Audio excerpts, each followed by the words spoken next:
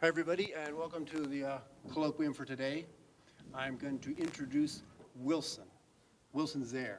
Wilson joined the faculty of the College of Business at Eastern Oregon University in 2015.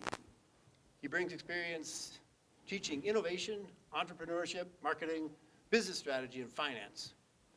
Other universities he has taught at include Northeastern University in Boston, Oregon State University in Corvallis, Concordia University in Portland, and Portland State University in Houston, Texas.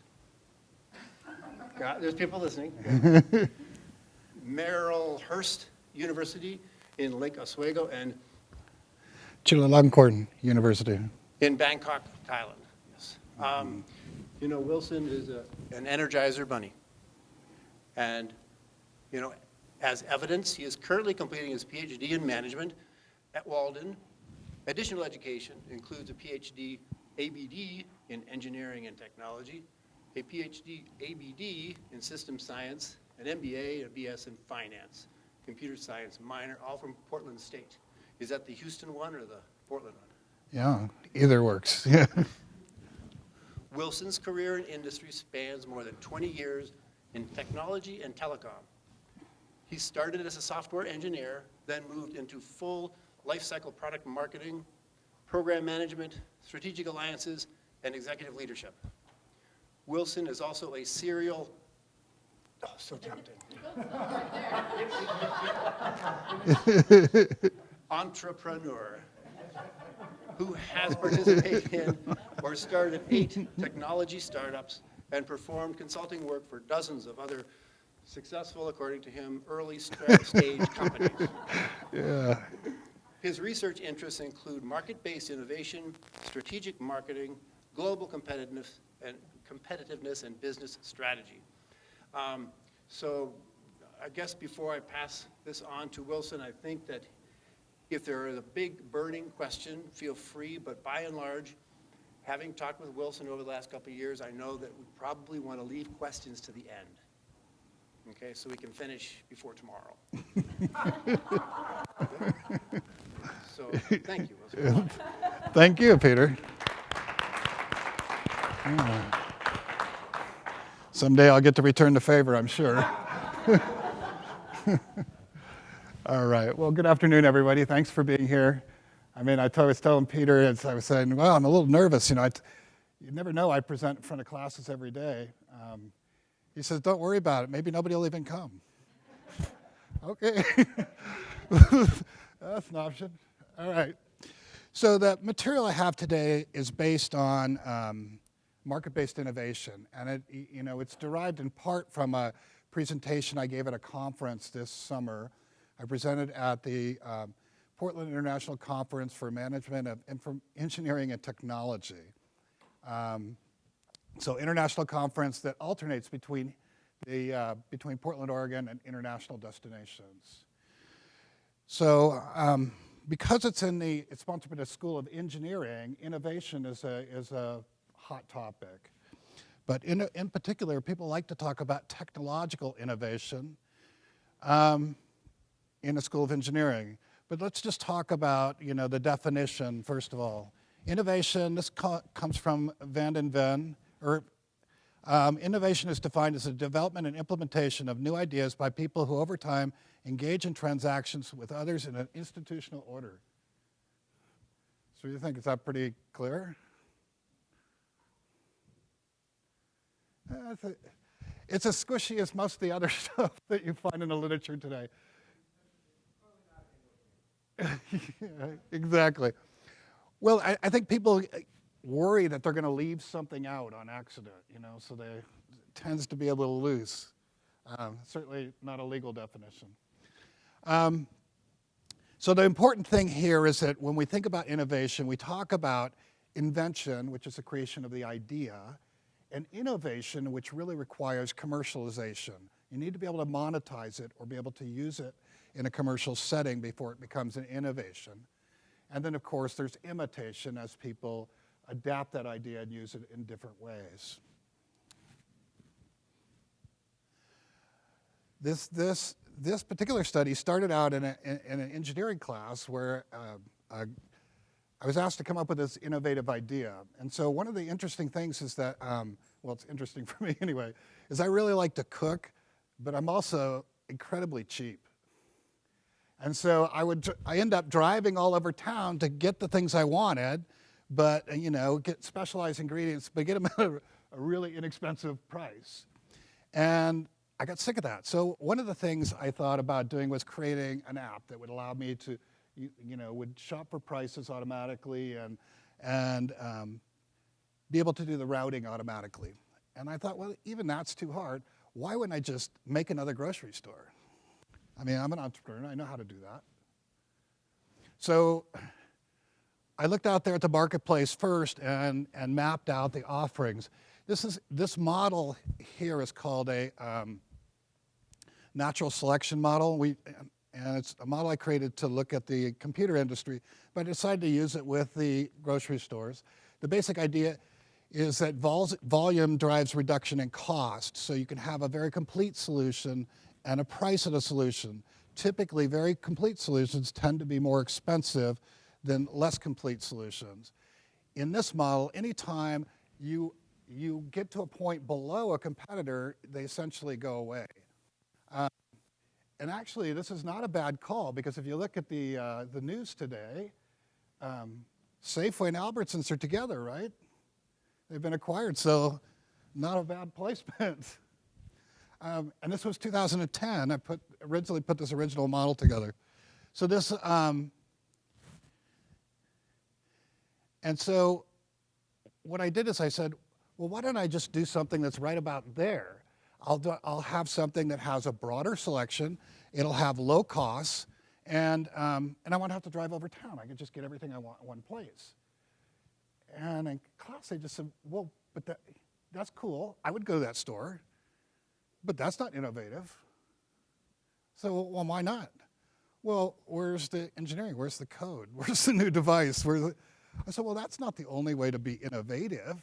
I mean, innovative is all about new ideas and new ways of doing business. So in this case, this idea takes two things. One is it takes segmentation, because these stores, Costco and Winco, have a certain format. Because of the format they use, 50,000 plus square feet, they require a certain level of population. Otherwise, their business model doesn't work.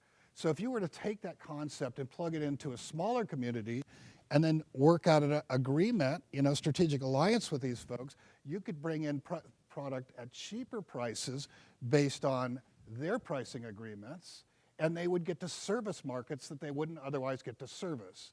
So win-win based on segmentation and strategic alliances. So we'll come back to how strategy plays into that. And people are like, all right, yeah, okay, I can kind of see that.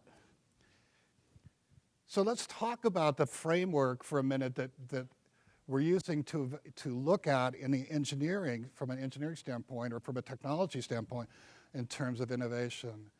The idea of innovation, well, innovation's been around for hundreds of years, probably. I mean, somebody discovered fire, right? So that was maybe even longer than that. But if we look at it in the literature, really Schumpeter started talking about it. Schumpeter pioneered the idea in economics in the 30s, Austrian American economist, and really the idea of just creative destruction. So through innovation, we destroy the new, destroy the old, create new, and because of that, our economy can grow and advance. So it's a really healthy process that allows things to grow. In the 70s, Freeman really changed that focus from just thinking of innovation as a economic variable to one that we can influence through R&D, working on process, working on products, so we can use it as a competitive advantage. And then Rogers in the 60s came up with this model where it's looking at diffusion of innovations. This model is used all over the place to, in lots of different disciplines to explain how a new innovation, is adopted by a larger population. That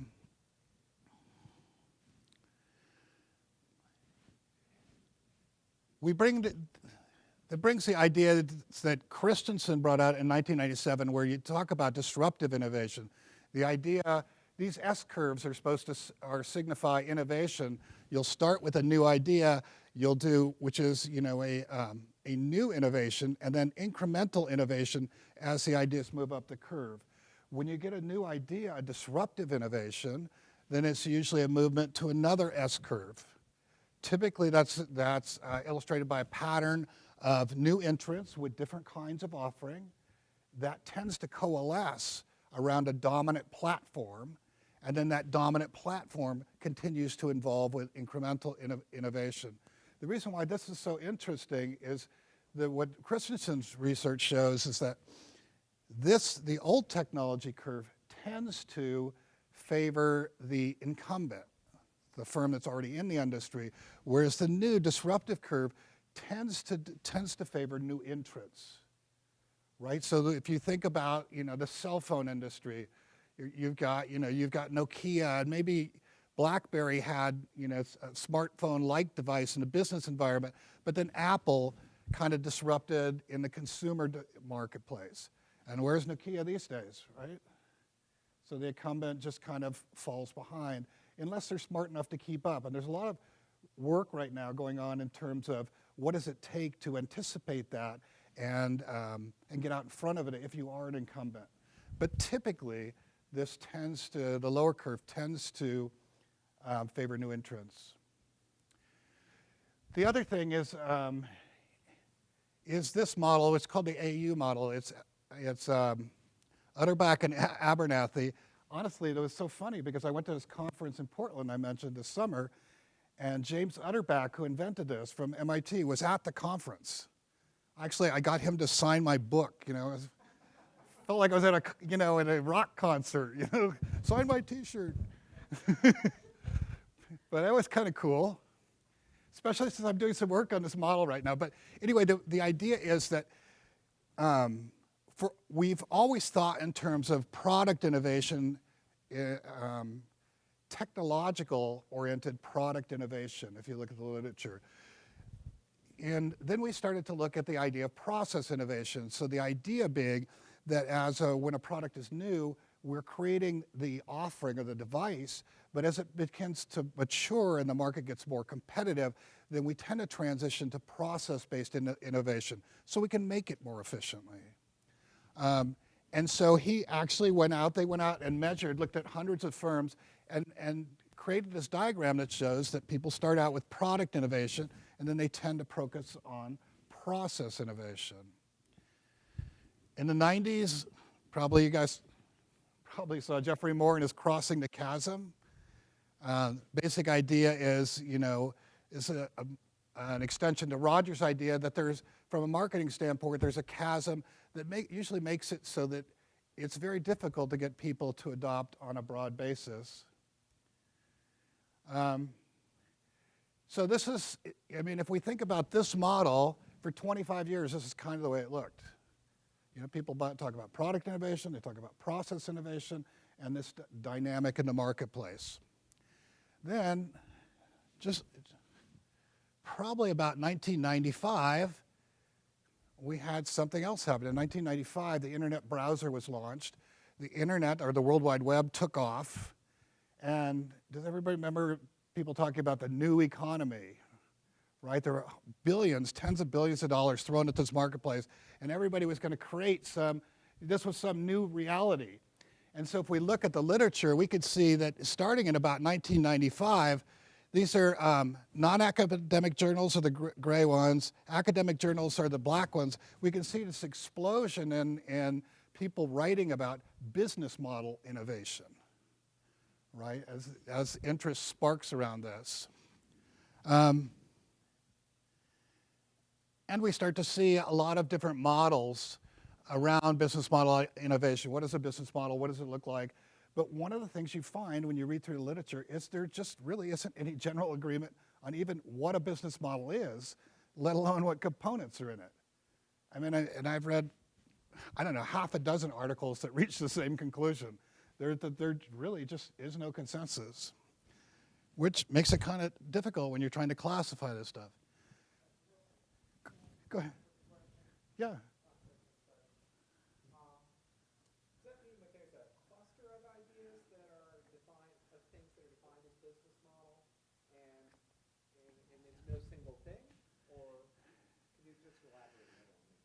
Yeah, no, business model. I mean, some people define it as a process. You know, it's a series of steps. You could look at you can look at your resource model, your supply chain. You can look at your operating model. You can look at your revenue model or your marketing model or some combination of those things. And kind of depending on people's orientation, where they come from and the way they look at the business environment, they have a completely different perception of what a business model is. It's like that old picture. It's like the old picture of the monks, right, touching an elephant. Ever seen that, the blind monks? And depending on which part of the elephant they're touching, they have a completely different idea of what an elephant really is. The one thing that has happened is this model, this business model canvas, is showing up on campuses across the country. It has been for the last 10 years in terms of entrepreneurship. People are using this model to try to define new businesses and really use it in conjunction with agile technologies. So you kind of define the pieces and then you try it and see if it works. And if it doesn't, you do something called a pivot. So you'll change pieces and try and come up with something that does work. And you know, the main goal is to either get it, is just to get it on one page, but also to make it so you don't have to write a business plan. Unfortunately, business plans are a really good idea. So most successful ventures actually take that next step. But I mean, you do see the business model template in a lot of contexts these days, even though there's no agreement on what a business model is. There are other extensions as people start to look at other kinds of innovation. You know, once the model breaks down, people start looking at alternatives, then you start to see lots of different ideas. This is a piece by Idris Moti. He's done, you know, he looks at the traditional kinds of innovation at the bottom, adds application innovation, and a couple of more blocks on top. These days he's off to working on design thinking, which is just another variation, so which won't help clear things up, but it's pretty interesting stuff. This is a piece put together by the Doblin Group. You can see that they have even more forms of innovation that you could adopt. And then the new definition by the OECD, the Organization for Economic Cooperation and Development, who's supposed to be, you know, the worldwide expert on innovation. And they say an innovation is the implementation of a new or significantly improved product, good or service, or process, a new marketing method, or a new organizational method, or in business practices, workplace organization, or external relations, either new to the firm, new to the industry, or new to the world.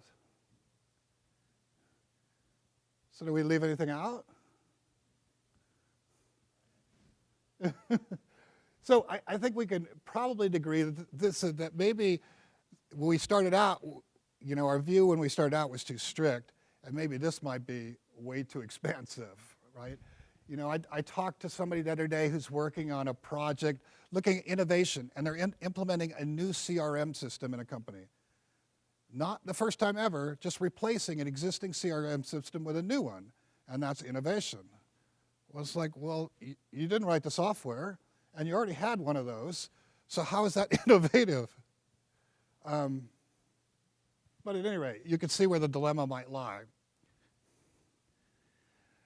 So transition so that's the innovation background. So we can transition now to looking at how that might manifest itself in a marketing environment, which is what I spent a lot of my time or spent a lot of my career doing. In marketing, this is kind of what we focus on. We've got the marketing mix, product, people, price, place, promotion, and all based on, you know, with an, you know, all dependent on our brand and our strategy. And the way we do marketing is by developing a marketing mix by twisting the dials and figuring out what to focus on. Sure, we do work on products too. We teach a class here called, you know, Product Planning and Development, BA 454, where we take students through that process. We look at, you know, ideation and creating new product ideas, how we find them and develop them. But a lot of times in marketing, especially once this market has already, once we've started up that S curve, we're going to have to find something else to be competitive, another way to, to outflank our competitors. In addition, we know from business strategy that what we'd like to be able to do is build our business strategy around core competencies. Core competencies are things that we are better at, so they're valuable, rare, difficult to replace, but they're things that we have that others don't have that are difficult to acquire or duplicate. And if we can build our strategy around core competencies, it becomes very difficult for people to shake us down. So if we do this, then we could look at the marketing model and say, the premise is, there's a lot more going on here than just technological innovation or technology innovation. I can actually implement along any vector in the marketing mix. So, and there are some companies that tend to focus on that. So if you look at Apple, is what we would call a product innovation, or what I would call at this point. You can see, if you look at the numbers for Apple, in 2002, they were about 80% Mac computers. That was, Jobs came back in '97, and one of the first things he did is started working on a new product that rolled out in 2002, which was the iPod. iPod in conjunction with iTunes. And you could see that within 4 or 5 years, it became 40% of their revenues. That really rejuvenated Apple. Apple had been struggling in '97 when Jobs came back, they had less than 4% or about 4% market share. They started out, when the computer industry started out in 1975, or shortly thereafter, they were about 40% market share. And you could see as IBM introduced their PC for the business marketplace in 1982, their market share rapidly declined, which is part of the reasons why Steve Jobs got the boot for a while. So he came back, created the iPod, and then you could see in 2007 they released the iPhone, and within 3 years, that's 30% of their revenues. At this point in time, what's really interesting is that this company, well, you tell me, what's the transition? What's different about this company in 2009?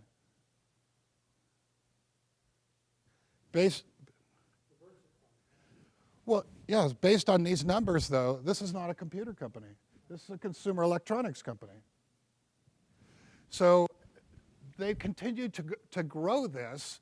And interestingly enough, the Mac computer stayed about 3 or 4% market share for most of this period of time. But as the iPhone started gaining popularity, the Mac started coming back. It's 10, 12% market share right now, mainly because of the brand and the visibility, positive association. So I would say even though they're a product-oriented company in the Jobs era, right now they're pretty much living off brand preference, brand recognition.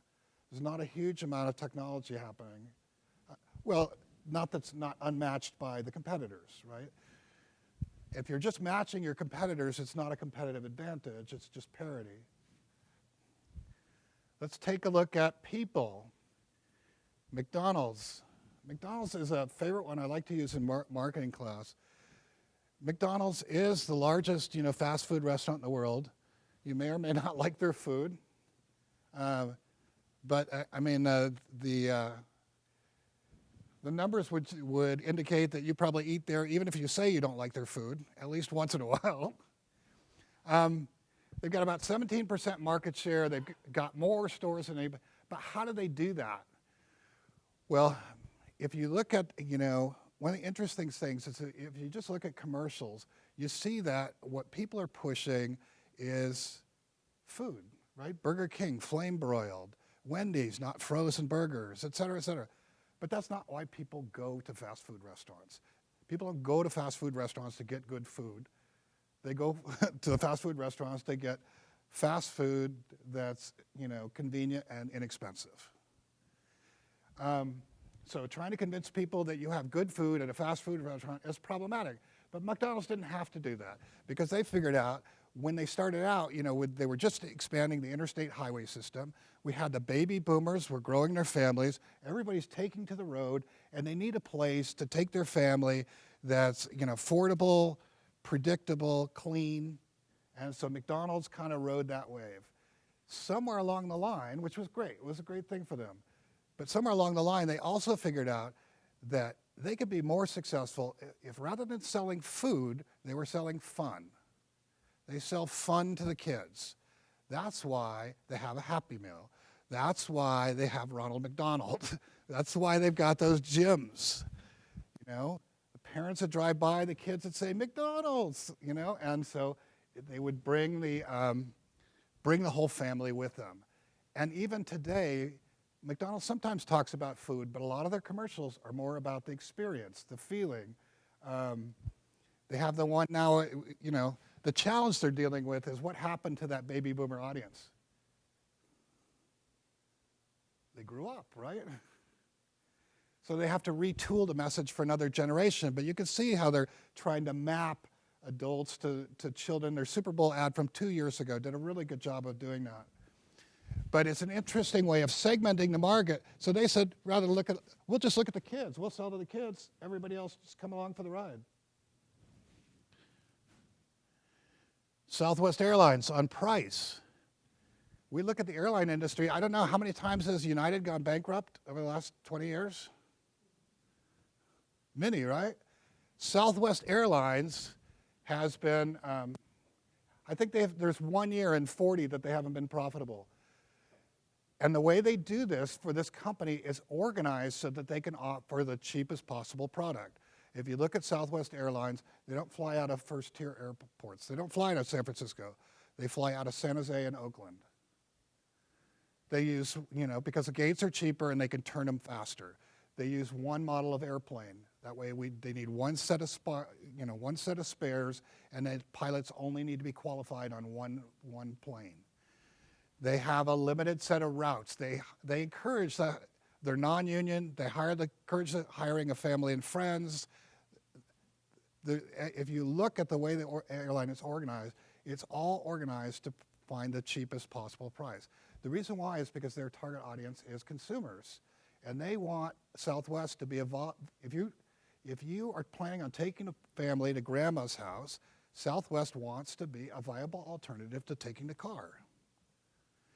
And this has been a very successful strategy for them, and they were able to innovate in this way by designing a company to do that. Walmart, similar kind of concept, supply chain, and now they've got negotiating power. This is an interesting fact, you guys. Walmart, believe it or not, is the biggest company in the world. They have $500 billion in revenues. So something works, right? Now, of course, Amazon is going to try and whittle them down to size, but we'll see how that works out. In terms of place or channels, so maybe you've heard the story of Dell before, right? Dell, IBM launches the PC platform for businesses in 1982.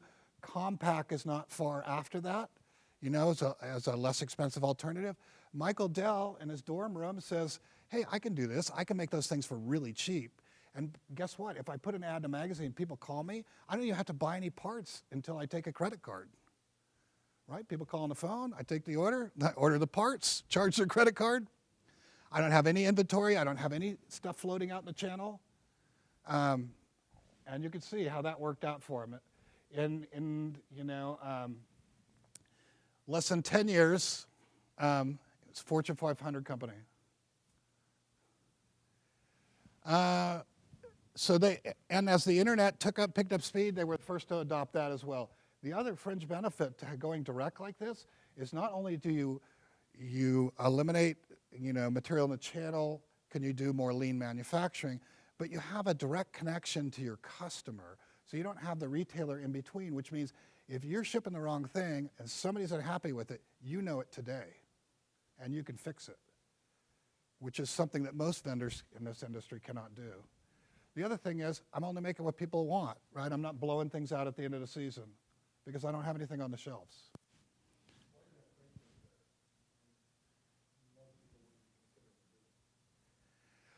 I have Craigslist there because the innovation is the channel. This idea of we used to think about in terms of just B2C, B2B, business to consumer, business to business, and business to government or institutions. But now, because of tools like Craigslist, there's a viable C2C kind of market, consumer to consumer. So Craigslist, Etsy, eBay. So there's a bunch of those kind of companies. So it's just to illustrate the innovation. By the way, they are a business. Yeah, but I think they make their money off of not innovating their site. No, do you know how Craigslist makes money? Yeah. How? They charge only certain cities for certain purposes. Yeah, so the Craigslist guys, they figured out that if you think about the newspaper, right, regular newspaper, the way they make their money, the newspaper makes money is on advertising, of course, but the way they make most of their money is on help wanted ads. So on a Sunday, when you get that big fat paper and you take that section out of the middle that has all those help wanted ads, that was, for most newspapers, that's a big piece of their support. So Craigslist said, I'm going to put all this stuff on free online, and you can do it free. You can put ads there free. You can buy and sell stuff. But if you want to put a want ad, you got to pay for it. And so they just cherry-picked all the want ads from the printed papers. And it turns out to be pretty lucrative. Yeah. Repeat a question and then answer that. I'll be good. All right. So any question, or do you have one in mind? Okay. All right. Did that work? All right. I'm sorry, I'm rushing a little bit because I don't want to get behind. No, you're good. Unless Peter objects. Just repeat the question. All right. Now? No. Okay. Promotion. Here's the idea of Subway. Everybody remembers all those $5 footlong commercials? As goofy as commercials were, they were incredibly effective. I mean, if you look at their growth, they started out, believe it or not, they started out in 1965, still privately held, owned by this Doctors Associates. They're over $19 billion in revenue. But they started out in 1965. They had organic growth from 93 to 2001, about 140% growth in stores, 140% on a lot smaller base. In 2000 to 2008, they had Jared Fogle, the guy who lost all the weight on the Subway diet, and they still experienced about 60% growth. You can see it's down, but they're on a bigger base. During this $5 footlong commercial or period between 2007 and 2015, you can see their revenues grew 290%. They 53% growth on the stores, and it's on a huge base, a much bigger base. So that was wildly effective for them. And it was a different approach to the marketplace. They knew that they were the biggest, they had the lowest cost, they could promote it at $5, that $5 footlong, and blow them out the door, and guess what? It just blew Quiznos right out of the water, pushed them right into bankruptcy. So why don't they do this anymore? That's a great question. Mainly because the franchisees complain, the margins aren't fat enough. But this Eat Fresh, they've been struggling with that, and now they're closing stores and doing restructuring. They still haven't, got back into the rhythm. But I think you'll see that at some point they say, oh, wait a minute, that worked pretty well. Maybe we ought to try that again.